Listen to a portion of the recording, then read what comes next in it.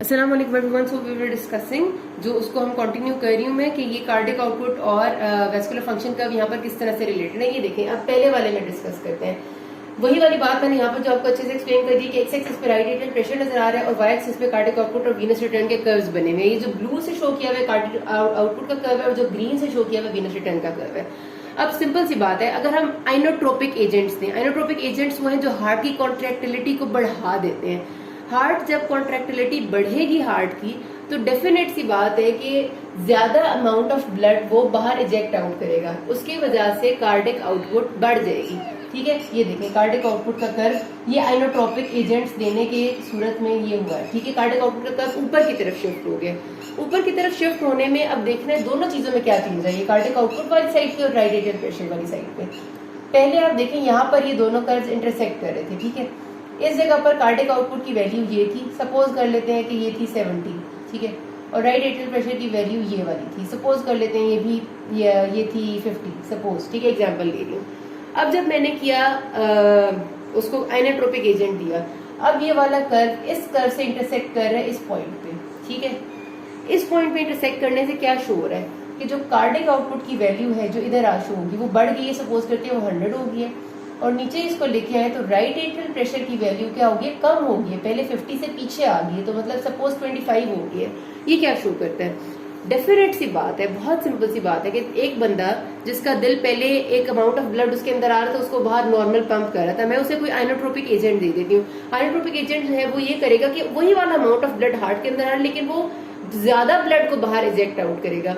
जब ब्लड ज्यादा बाहर चला जाएगा तो जो एंड डायस्टोलिक वॉल्यूम था या राइट एट्रियल प्रेशर था वो डेफिनेटली कम हो जाएगा ना, क्योंकि ब्लड ज्यादा अब बाहर जा रहा है। तो जब कार्डिक आउटपुट इंक्रीज हो जाएगा तो जो राइट एट्रियल प्रेशर है वो कम हो जाएगा, ये शो कर रहा है यहाँ पे। ठीक है, इसी तरह ये जो नीचे वाला कर्व है ये डॉटेड कर्व ये शो कर रहा है जब हमने नेगेटिव आइनोट्रोपिक एजेंट्स दिए हैं, जैसे पैरासिम्पैथेटिक स्टिमुलेशन होती है।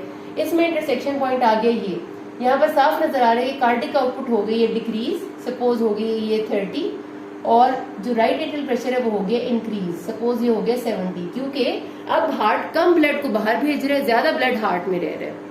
तो ये चीज आपने बहुत लाजमी देखनी है कि क्या बढ़ रहा है क्या, और यही आपका कॉन्सेप्ट जो है ना कि पॉजिटिव आइनोट्रोपिक एजेंट की वजह से कार्डिक आउटपुट बढ़ेगी, राइट एट्रियल प्रेशर कम होगा, यही चीज आपके एमसीक्यूज में आपसे पूछी जाती है। ठीक है जी, दूसरा वाला कर्व वीनस रिटर्न का वो इसमें हम नहीं होते। जो दूसरा अब ग्राफ आपको नजर आ रही है, दूसरा ग्राफ शो कर रहा है चेंजेस इन ब्लड वॉल्यूम और वीनस कैपेसिटेंस इन venous return curve.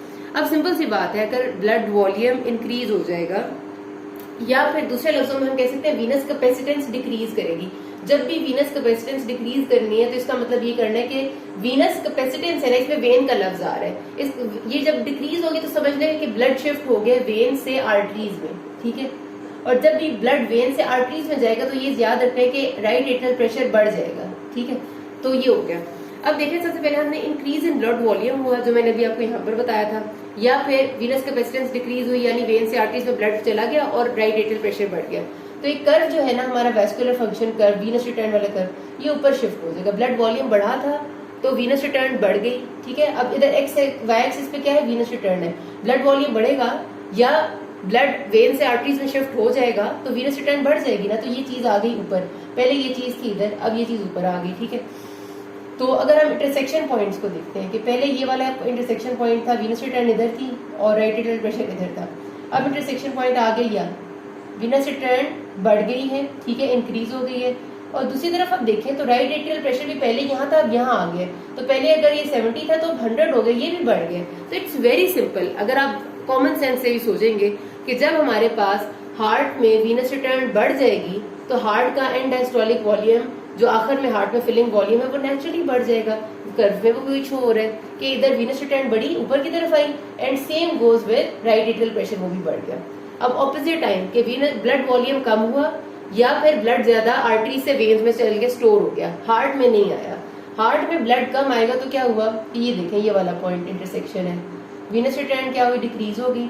Venous return decrease हुई तो दूसरी तरफ राइट एट्रियल प्रेशर भी कम होगा, क्योंकि ब्लड हार्ट में कम आ रहा है तो definitely come right atrial pressure होगा। ये भी बहुत सिंपल यहाँ पर आराम से डिपेक्ट हो जाता है।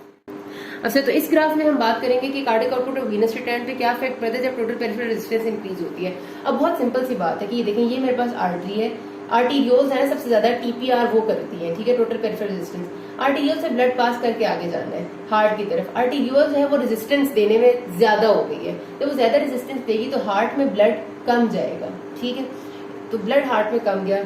अब जब हार्ट में ब्लड को पंप करना है बाहर, कार्डिक आउटपुट बनानी है, तो भी आगे आर्टीरियोल्स तो है ना एक लेवल पे आके, वो रेजिस्टेंस ज्यादा दे रही है, रेजिस्टेंस ज्यादा दे रही है तो हार्ट भी मुश्किल से ब्लड पंप करेगा बाहर की तरफ।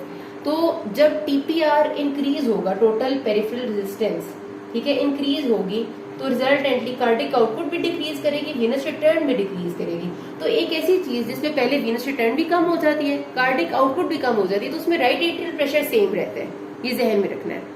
इसी तरह जब टोटल पेरिफेरल रेजिस्टेंस बढ़ जाएगी, सॉरी अभी बढ़ तो गई थी ना, अब कम हो जाएगी, कम हो जाएगी तो वीनस रिटर्न इंक्रीज होगी, ठीक है, क्योंकि आसानी से ब्लड हार्ट में आ जाएगा और हार्ट भी आसानी से ब्लड बाहर भेज देगा, तो तब भी राइट एट्रियल प्रेशर सेम रहेगा, चाहे वो कम हो चाहे ज्यादा हो, राइट एट्रियल प्रेशर इस सूरत में सेम रहता है, ठीक है।